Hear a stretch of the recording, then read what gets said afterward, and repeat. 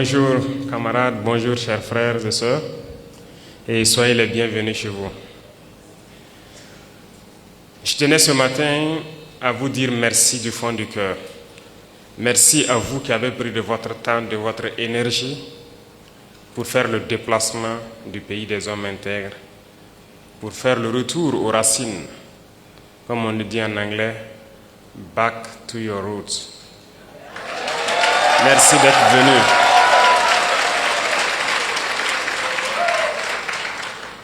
Vous nous avez fait preuve de fraternité, vous nous avez fait honneur et je prie Dieu qu'il continue à vous bénir tous, à vous donner la santé, la force nécessaire de pouvoir continuer à revenir à vos sources.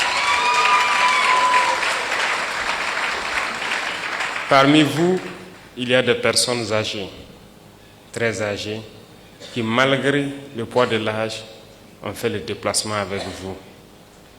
Je vous dis infiniment merci du fond du cœur et que Dieu continue à vous réconforter.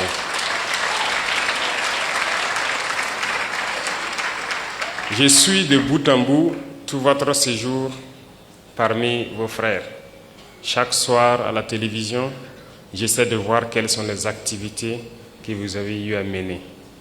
Et je peux avouer que je suis très content de tout ce que vous avez déjà pu découvrir. Mais je prie Dieu que le temps soit encore de notre partie et que vous puissiez revenir et pouvoir découvrir beaucoup plus de choses à travers le Burkina Faso. Certes, beaucoup ont été déconseillés de venir vers le Burkina. Vous êtes nos ambassadeurs désormais. Et je pense que vous êtes les mieux placés pour aller faire comprendre aux autres que le Burkina Faso est loin de ce que ces médias occidentaux essaient de faire peindre aux yeux du monde. Le Burkina est bien fréquentable, le Burkina résiste, le Burkina tient debout et le Burkina vit. Et merci à vous de prouver cela aux yeux du monde.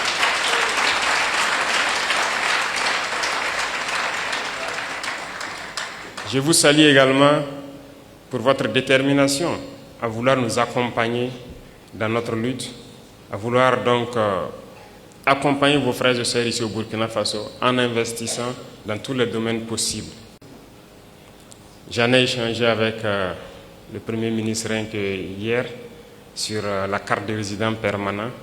Certes, nous avions mis des conditions d'acquisition de la carte, mais aussi d'autres conditions financières, mais nous avons décidé de lever la condition financière en ce qui vous concerne pour que vous n'acquisiez.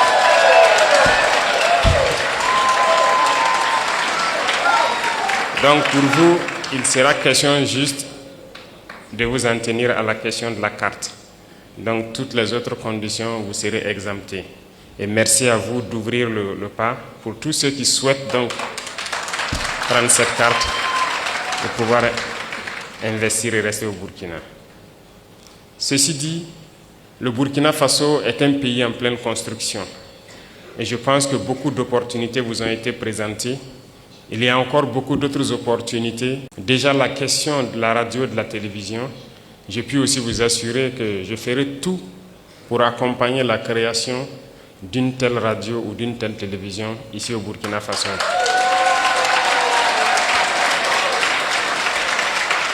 Parce que la communication est une arme et personne ne peut raconter notre histoire mieux que nous-mêmes. Pendant longtemps, c'est eux qui ont raconté ce qu'ils voulaient de l'Afrique. C'est eux qui ont raconté ce qu'ils voulaient de l'homme noir.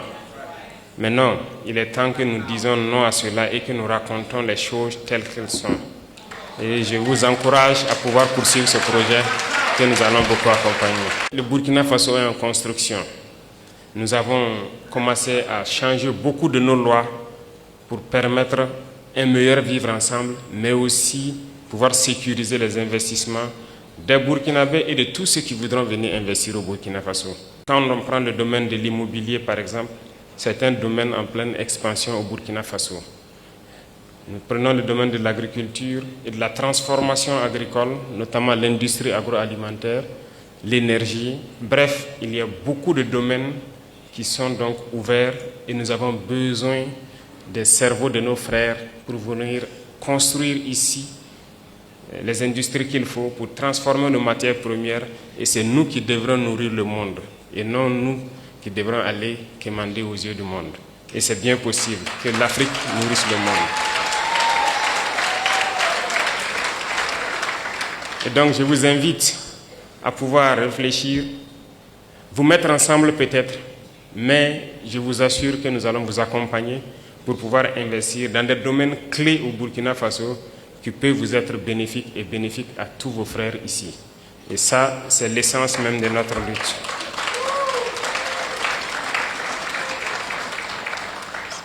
Le ministère des Affaires étrangères va poursuivre ce beau travail qu'ils ont commencé. Et d'ailleurs, je les félicite pour cette initiative avec l'Institut qui a pu donc faire ce merveilleux travail. Continuez le travail de présenter les opportunités pour pouvoir vous guider et vous canaliser vers les investissements structurants et bénéfiques. Et nous allons continuer à suivre ça de très près pour que vous ne soyez pas déçus de votre investissement au Burkina Faso. Reconnaissez une chose, la lutte que nous menons est âpre et c'est une lutte d'endurance. Et vous avez décidé de porter notre message à travers le monde. Nous ne luttons pas pour le Burkina Faso tout seul. Nous luttons pour l'Afrique. Nous luttons pour l'homme noir. Nous luttons pour la dignité de l'Afrique. Nous luttons pour le bien-être de nos populations. Et qui lutte pour la dignité et le bien-être de sa population a aussi quelque chose en cœur. Nous sommes de tout cœur avec tous les peuples qui luttent pour la justice, pour l'égalité, pour le bien-être. Et nous sommes amis à tous les peuples qui nous respectent et qui respectent notre souveraineté et notre dignité. Et merci à vous d'accompagner donc ce combat que nous menons. Il est très difficile de mener ce type de combat. Et je sais que vous le savez mieux que moi. Voir l'Afrique se réveiller, c'est un cauchemar pour certains. Mais pourtant, l'Afrique est en train de se réveiller. Et l'Afrique va se réveiller.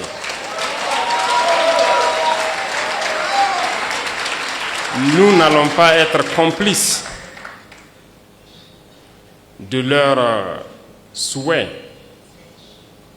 celui de voir l'Afrique être la réalité de ce qu'eux, ils ont pensé et dit de l'Afrique, notamment une terre d'esclaves, une terre maudite. Nous n'allons pas être complices et les accompagner pour que ce qu'ils pensent soit une vérité. Nous leur dirons que l'Afrique est un continent d'espoir, est un continent combatif et l'Afrique est un continent d'avenir. Et nous allons nous battre pour cela.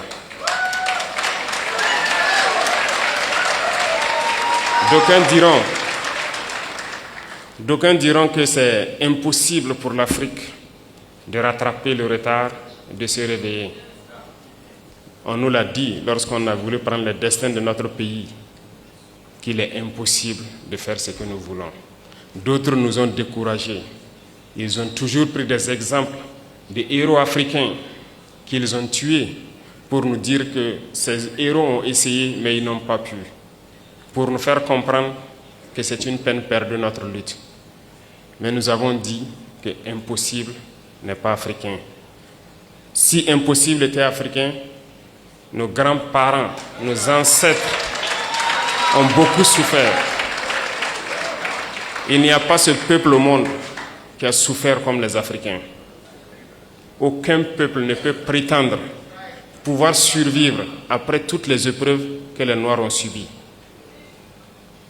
On se rappelle que ce soit les colonisations, l'esclavage, les conquêtes arabo-musulmanes ici, les Africains ont connu toutes sortes d'humiliations, toutes sortes de traitements qui visent à nous exterminer. Ils ont voulu faire disparaître le gène du noir parce que c'était les jeunes braves qu'ils ont toujours pris, tués et déportés. Donc l'Africain est le plus résistant de l'histoire de l'humanité parce que nous avons résisté à toutes les barbaries possibles. Mais il faut qu'aujourd'hui, nous continuions la lutte. Et voilà pourquoi, moi je vous dis encore merci pour ce combat que vous menez. Parce que le continent souffre encore. Regardez ce qui se passe au Soudan. On extermine les frères noirs. Regardez ce qui se passe au Congo. Regardez ce qu'ils sont en train de s'aimer dans le Sahel. Un peu partout, ils manipulent les noirs pour qu'on s'entretue. Ils envoient les armes et on continue de s'entretuer. Il faut que cela s'arrête. Et c'est bien possible. Et la première chose, la première arme que nous pouvons utiliser, que vous pouvez utiliser, c'est la communication. C'est d'expliquer aux Noirs d'où il vient et qui il est et où est-ce qu'on peut partir. Et c'est bien possible et je vous félicite, je vous encourage dans ce combat. Il faut que partout où des Africains se retrouvent, il faut que nous comprenions une chose. Seuls unis, nous pourrons aller loin. Et il faut que nous arrivions à nous unir d'une manière ou d'une autre. Et cela incombe plus à la jeunesse aujourd'hui, mais aussi aux anciens, qui doivent pouvoir expliquer à la jeunesse ce qu'ils ont vécu hier et comment nous devons nous comporter aujourd'hui pour pouvoir nous unir. Et je compte sur tout un chacun pour continuer ce combat partout où il est. Parce que nous sommes combattus aujourd'hui par l'impérialisme qui cherche par tous les moyens à nous faire disparaître, mais aussi par nos propres frères. Certains qui sont les valets de l'impérialisme, mais d'autres aussi pour leur simple intérêt. Personnellement, je dirais qu'il y a beaucoup de chefs d'État africains qui ne m'aiment pas. Ils sont très nombreux, qui ne m'apprécient pas. Peut-être parce qu'ils sont jaloux,